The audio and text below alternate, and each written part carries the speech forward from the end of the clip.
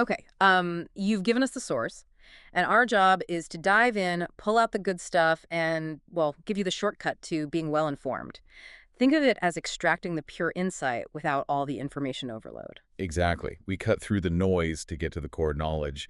And today, we're plunging into a vision for artificial intelligence that really pushes against the mainstream. Our source material, excerpts from a book called Content-Centric Cognitive Modeling. I mean, just the title tells you this isn't chasing the latest, data trend. Yeah, this book lays out a path for building AI that aims for, well, true understanding, not just pattern matching.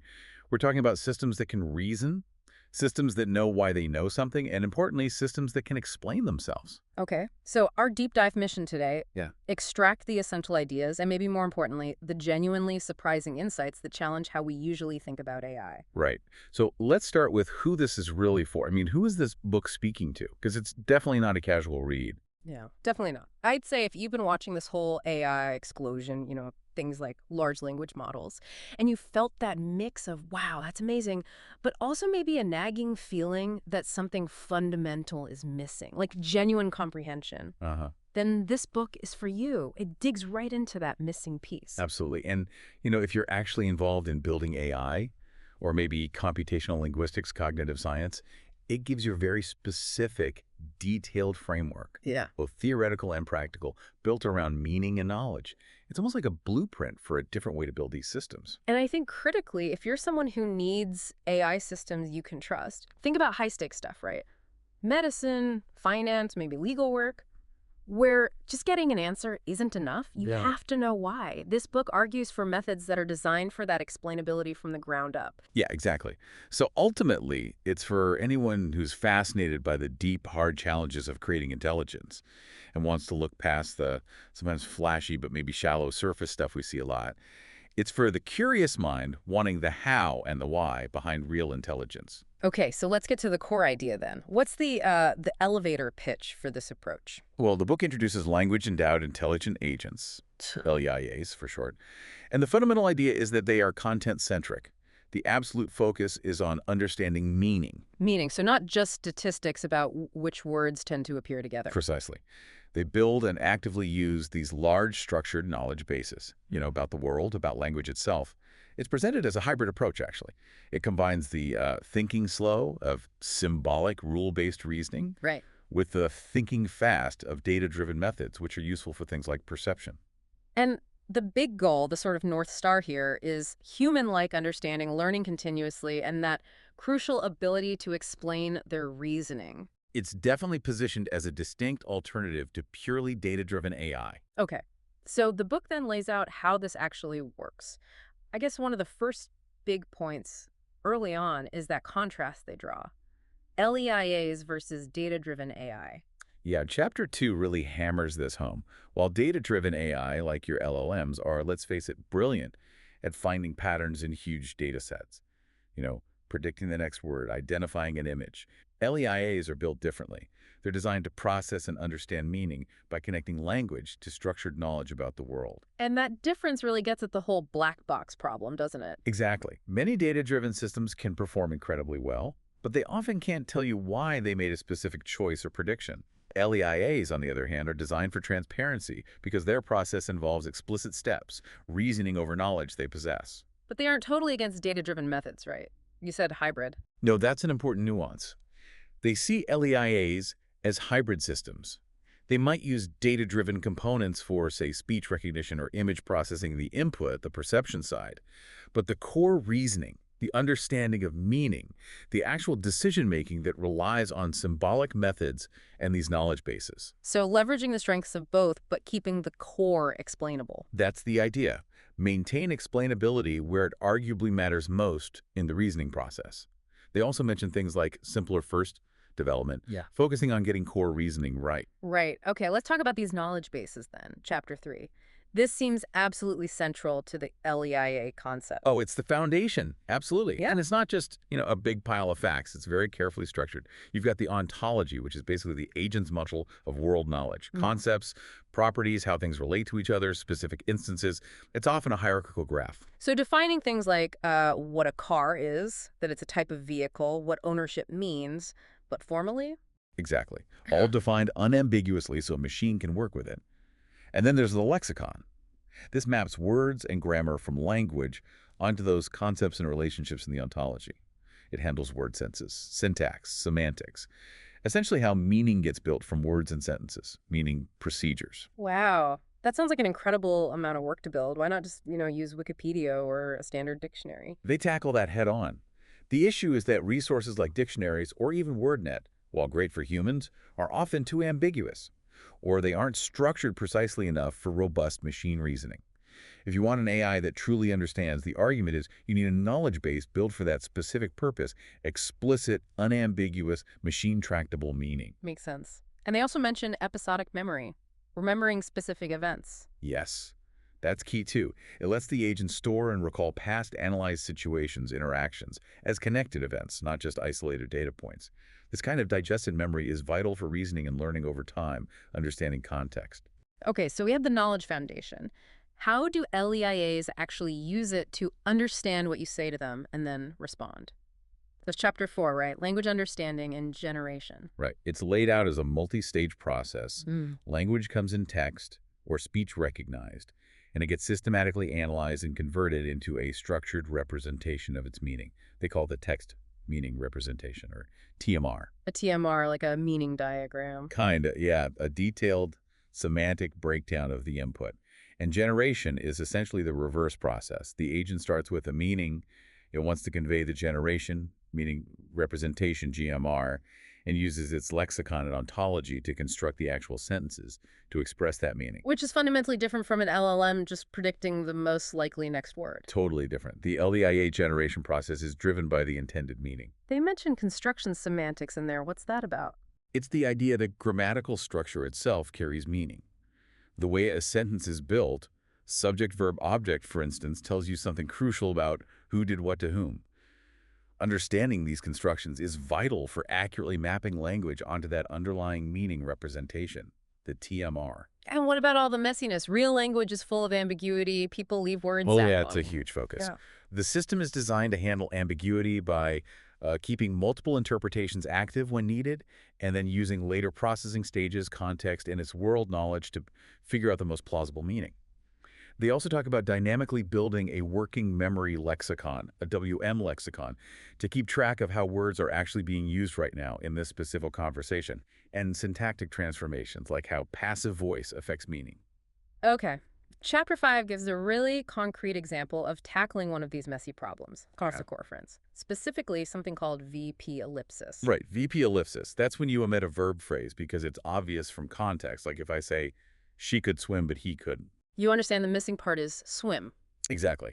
But for an AI to get that, it needs to figure out who she and he refer to, that's core friends, and infer the missing verb phrase, swim, based on the first clause. Which requires really understanding the meaning and the context, not just word patterns. Precisely. Data-driven systems often find this incredibly difficult. The book shows how LEIAs tackle this by building specific models, they call them microtheories, using their knowledge and reasoning capabilities. It's about applying structured knowledge to resolve these complex linguistic phenomena. They even mention applying this kind of analysis to other languages, like Russian, suggesting the approach isn't just English-centric. Interesting. So moving beyond single sentences, Chapter 6 looks at dialogue, treating it as perception, deliberation, and action. Yeah, for LEIA, understanding dialogue isn't just about classifying speech acts like question or request in the abstract. It's about mapping the language used to concrete concepts in its ontology that represent communicative intentions and actions. So understanding can you pass the salt isn't just seeing a question, it's recognizing it as a request for a specific physical action involving an object. Right, and they use things like adjacency pairs, the idea that certain conversational moves tend to follow others. Like a question expects an answer. A request expects an acceptance or refusal to help structure the conversation and anticipate what might come next. The examples they give from that virtual patient system seem pretty compelling here. The AI patient doesn't just answer direct questions. No, it actively decides what relevant information to volunteer based on its internal model of its symptoms, its medical history, maybe even its modeled personality traits, like being stoic or anxious. So it's participating, deciding what to say and how to say it, based on meaning and goals. Exactly. which they contrast with some pragmatic theories that focus more on conversational function without grounding it deeply in implementable meaning analysis. What about learning? That's chapter 7. Is this like the machine learning we usually hear about? Training on huge data sets. It's presented differently, more like lifelong integrated learning. LEIAs are designed to acquire new words, new concepts, new facts continuously through the language they process and the interactions they have. So they can actually learn by reading a text or just by having a conversation. That's the claim. They provide examples, like an agent learning medical knowledge by processing text on systemic sclerosis, or learning about a virtual patient's condition and personality traits just by talking to them. They can even learn novel ways language is used, like someone using a noun as a verb, or pick up multi-word expressions from context. Handling unexpected or incongruous input is actually part of what drives the learning. So they aren't static after some initial build phase. Correct. The architecture is meant to support incremental learning and adaptation throughout the agent's operational life. Okay, chapter 8 hits on something you mentioned earlier as crucial, explaining. Yes, and this is where that content-centric symbolic approach really pays off, according to the book. Because LEIAs have these explicit models, the ontology, the lexicon, records of their reasoning steps they can actually introspect. They can look at their own internal processing and articulate how they reached a conclusion or why they decided to take a certain action. So back to the virtual patient. If it suggests a diagnosis, it could explain the steps it took, the evidence it used. Absolutely. They show examples of the system explaining its diagnostic reasoning, justifying why it wants to order a specific test, or even pointing out potential biases it detected in the user's questions, like jumping to conclusions. And importantly, they treat explanation itself as a dialogue. You can ask follow-up questions. So it's not just generating some plausible-sounding, text-labeled explanation. It's actually revealing its internal state and process. That's the goal. They do acknowledge a challenge, though.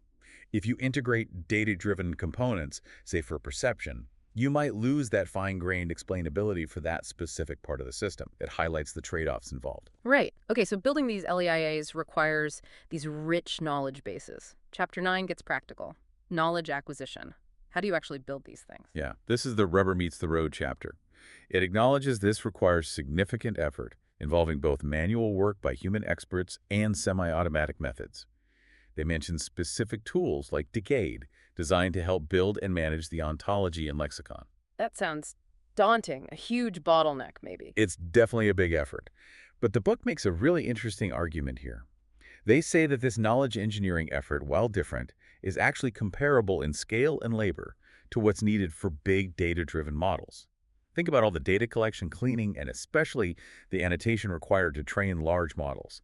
It's just a different kind of intensive human work focused on defining meaning and structure rather than just labeling examples. That's a fair point. And they suggest ways to manage it, like prioritizing based on frequency. Yes, exactly. Focus on the most common words and concepts in the domain you care about first to get a functional system up and running faster. And crucially, they advocate for threading knowledge acquisition with system operation. Build some knowledge, test the system, see where it fails, add the knowledge needed to fix that failure. This ensures the knowledge is actually useful and grounded, and it builds up a repository of solved problems you might use for reasoning by analogy later. Okay, makes sense. And finally, chapter 10 wraps it all up. Disrupting the dominant paradigm, the big picture argument. Yeah, this is where they pull everything together. They argue that this content-centric LEIA approach isn't just some niche academic project. They position it as a necessary alternative, or at least a vital complement, to the current data-driven mainstream, especially LLMs. Primarily because those mainstream models lack true understanding and critically explainability. Right. And they argue that for applications where trust, transparency, and reliability are absolutely non-negotiable, think healthcare, education, finance, critical infrastructure. The LEIA approach offers a pathway, a way to build AI systems that can actually earn our trust because they can show their work, explain their reasoning. The book makes a really strong case for pursuing diverse approaches to AI, not just putting all our eggs in the purely data-driven basket. It's a really comprehensive vision, and thinking back over all of that, there are definitely some surprising points that stand out, especially given how much focus is on LLMs right now. Oh, absolutely. Yeah. If we were to pull out, say, 10 really sharp insights from this whole approach. Okay, let's try. First one that hits me. LLMs predict the next word. They don't understand meaning in the way described here. Right. Second, data-driven systems often can't explain why. They remain black boxes. LEIAs aim for transparency. Third, word meaning isn't just about nearby words, it's deeply tied to context and world knowledge. It shifts. Fourth, intelligent agents must handle messy, real-world language, ambiguity, stuff left out, even mistakes. It's not optional. Fifth, just resolving pronouns corference is incredibly hard for AI without deep The understanding. sixth, dialogue is fundamentally about meaning exchange, not just functional turn-taking. Seventh, agents can learn new words and concepts from conversation, sometimes even learning from misunderstandings or mistakes. Eighth, even simple words like near have complex meanings. How near depends on the objects involved. A fly near a cup versus a car near a house. Ninth, standard dictionary definitions designed for humans are surprisingly difficult for machines due to ambiguity and implicit knowledge. And 10th, building these knowledge bases takes significant human effort, but so does the data annotation for large data models. It's a different kind of investment. That last point really reframes it, doesn't it? It's not that one approach is easy and the other hard. They just require different kinds of significant human input. One focused on structure, the other on labeled data. Exactly. It's about where you invest the effort. So we've taken this deep dive into content-centric cognitive modeling. We've explored this really different vision for AI, one based on meaning, structured knowledge, reasoning, and this absolute need for explainability. Yeah, it stands in pretty stark contrast to the, incredibly powerful but often quite opaque data-driven systems that dominate the conversation today. There's a real tension there between capability and genuine understanding. And it makes you think. As AI gets woven more and more into really critical parts of our lives, healthcare decisions, financial advice, education, how much does it really matter that the AI can tell you how it reached its conclusion? Can we or should we really afford to rely on a complete black box when the stakes get truly high?